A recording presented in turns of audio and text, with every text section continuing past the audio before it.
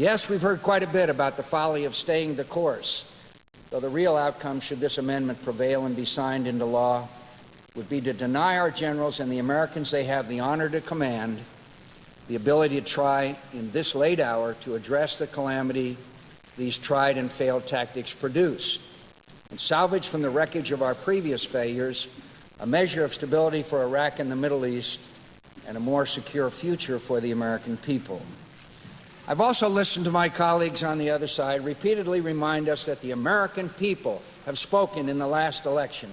They have demanded we would Iraq, and it is our responsibility to do so as quickly as possible, what they have bid us to do. Is that our primary responsibility? Really? Is that how we construe our role? To follow without question popular opinion, even if we believe it to be an error and likely to endanger the security of the country we have sworn to defend? Surely, we must be responsive to the people who have elected us to office and who, if it is their wish, will remove us when they become unsatisfied with our failure to heed their demands. I understand that, of course, and I understand why so many Americans have become sick and tired of this war, given the many, many mistakes made by civilian and military leaders in its prosecution. I, too, have been made sick at heart by these mistakes and the terrible price we have paid for them. But I cannot react to these mistakes by embracing a course of action that I know will be an even greater mistake, a mistake of colossal historical proportions, which will, and I am as sure as this I am of anything, seriously endanger the people I represent and the country I have served all my adult life.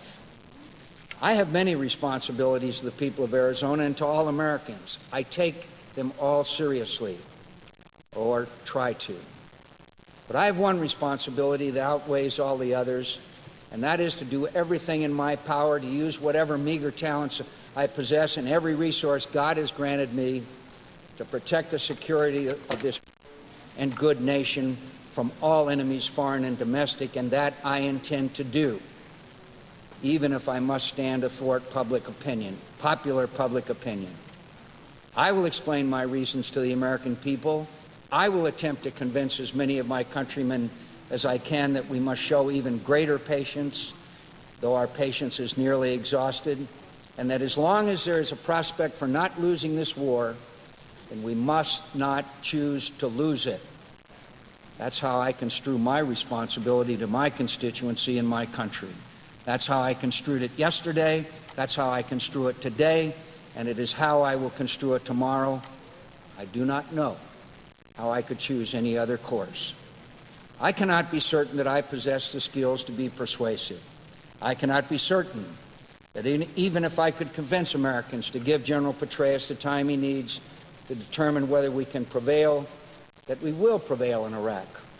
All I'm certain of is that our defeat there would be catastrophic, not just for Iraq, but for us, and that I cannot be complicit in it, must do whatever I can, whether I am effective or not, to help us try to avert it. That, Mr. President, is all I can possibly offer my country at this time.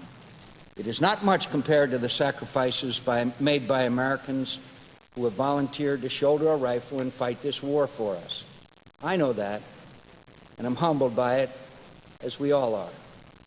But though my duty is neither dangerous nor onerous, it compels me nonetheless to say to my colleagues and to all Americans who disagree with me that as long as we have a chance to succeed, we must try to succeed. I am privileged, as we all are, to be subject to the judgment of the American people and history.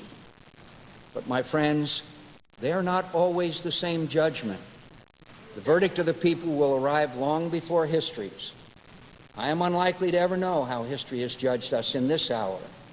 The public's judgment of me I will know soon enough. I will accept it as I must. But whether it is favorable or unforgiving, I will stand where I stand and take comfort from my confidence that I took my responsibilities to my country seriously, and despite the mistakes I have made as a public servant and the flaws I have as an advocate, I tried as best I could to help the country we all love remain as safe as she could be in an hour of serious peril. Mr. President, I yield the floor.